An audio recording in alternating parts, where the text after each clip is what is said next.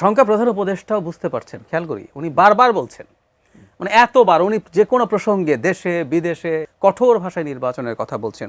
আরেকটা কথা আমাদের মনে রাখতে হবে, আমরা যতই শঙ্কা নেই বলছি, আমি মনে করি নির্বাচন হবে, ভালোভাবেই নির্বাচন হবে আমি মনে করি, কিন্তু যখন পপুলার পারসেপশন এটা, তার মানে এর পেছনে কিছু না কিছু যুক্তি আছে, কারণ আছে। কারণটা আমি একটু যদি অনুমান করি, সেটা হচ্ছে দীর্ঘদিন থেকে নানান ঘোলাটে কথাবার্তা হয়েছে, পরিস্থিতি ঘোলাটে হয়েছে, সরকারের দিক থেকেই নানা রকম কথা হয়েছে।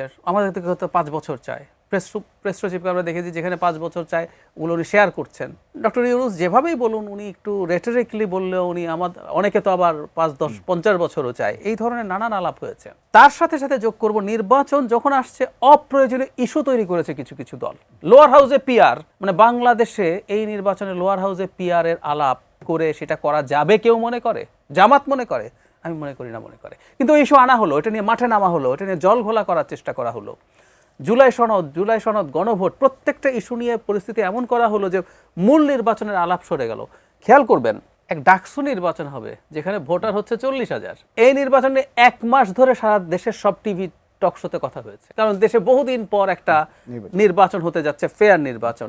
সেই তুলনায় জাতীয় নির্বাচন লক্ষ কোটি গুণ বেশি গুরুত্বপূর্ণ। সেটা নিয়ে 2 মাস আগেও আপনি দেখবেন অন্যান্য নানান ইস্যু মাথা নষ্ট করছে। এই কারণে মানুষের মধ্যে এক ধরনের রং পারসেপশন তৈরি হয়েছে।